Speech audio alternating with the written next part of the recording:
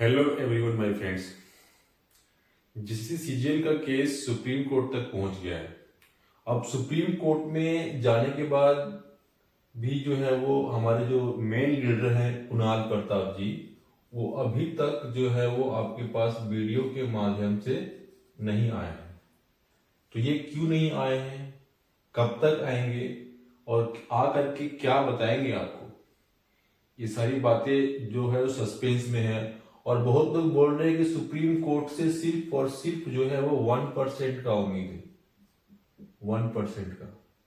तो क्या ये सही बात है? और सुप्रीम कोर्ट जाने से फायदा हो सकता है कि नहीं हो सकता है? मतलब वहां पे क्या हो सकता है, कितना चांसेस है कि अब जो है वो इस पे सुनवाई होगी और सीबीआई जांच हो सकती है, या फिर आपका ये कैंसिल हो सकता है? ये सारी बातों पे कितना दम है, इसके बारे में आज थोड़ी देर 5 मिनट तक बात कर लेते हैं, क्योंकि मैं बहुत दिनों से इस सब पे बात किया नहीं और सुप्रीम कोर्ट तक मामला चला गया है, ये भी बहुत कम लोगों तक ही कंफर्म रूप में पता है। और गया है तो क्या हो रहा है और आगे कब तक क्या होने की उम्मीद है।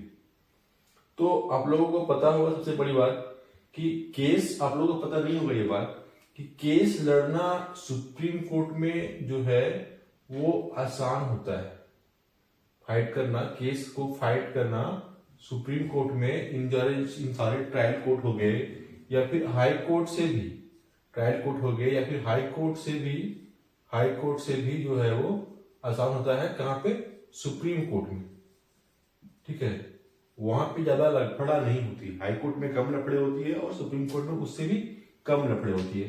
तो यहाँ का प्रोसीजर क्या है आपको पता होना चाहिए कि प्रोसीजर क्या है, तो आपको पता चलेगा कि सीजन में जो है वो आगे तक क्या बात हो सकती है। तो सबसे पहले बात होती है कि जो है वो हम जो भी फैक्ट्स है, लोग कह रहे हैं कि हाई कोर्ट में रिजेक्ट कर दिया है, हाई कोर्ट ने रिजेक्ट कर दिया है। हाई कोर्ट जब रिजेक्ट कर दिया है तो सुप्रीम कोर्ट में जो है वो इसको एक्सेप्ट कराना बहुत टफ काम है।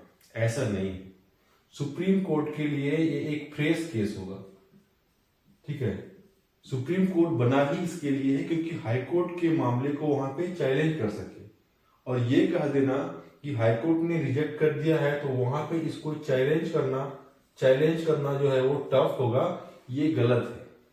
क्योंकि सुप्रीम कोर्ट में हर चीज को चैलेंज की जाती है, हाई कोर्ट के डिसीजन को।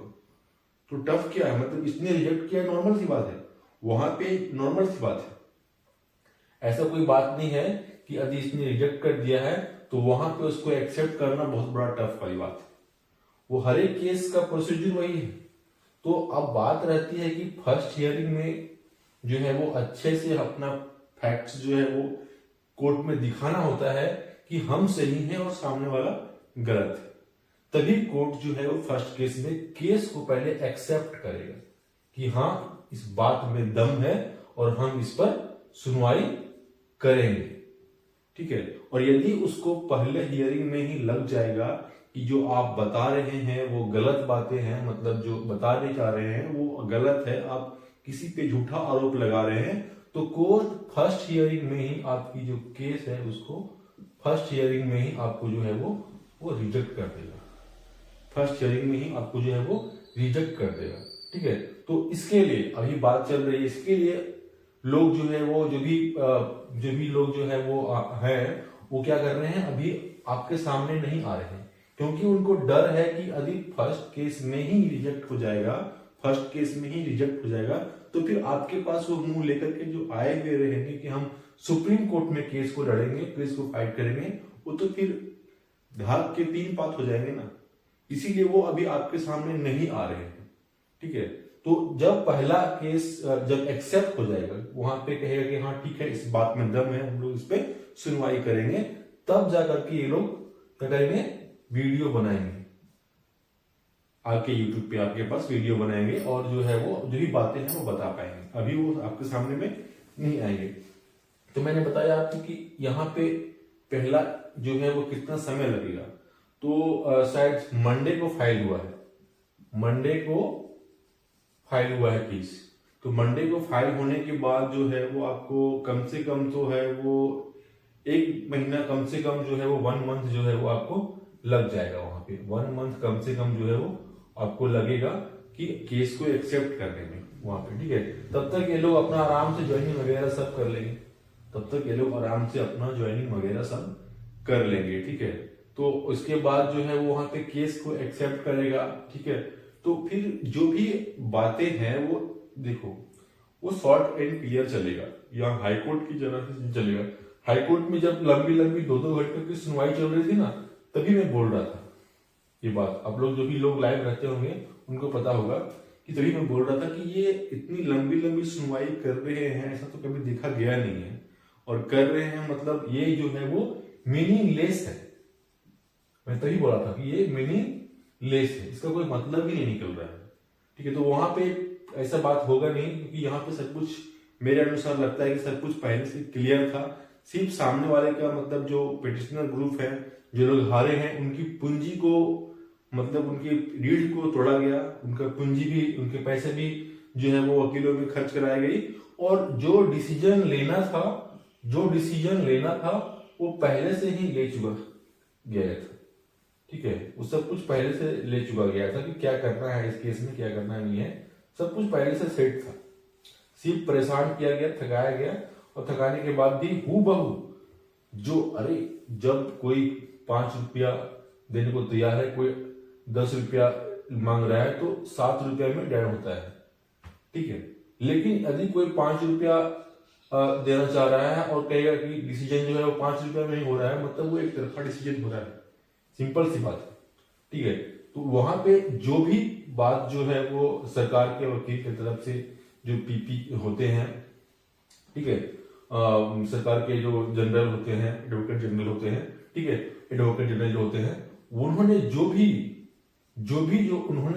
बात कही, जो भी बातें उन्होंने मतलब अपने पिटिशन में जो भी बातें रखा, ठीक है, वही जो बात है वो जजमेंट में आकर के आपके पास मिला, वही बात जो है वो आपके पास जजमेंट में आकर के मिला। तो फिर इसको आपने जो है वो पिटिशनर ग्रुप ने इतना आपके पास पैरवी किया, इतना आपके पास जो है वो लोग एफर्ट लगाए, वो किस काम के फिर हुए? उनका तो कोई काम रहा नहीं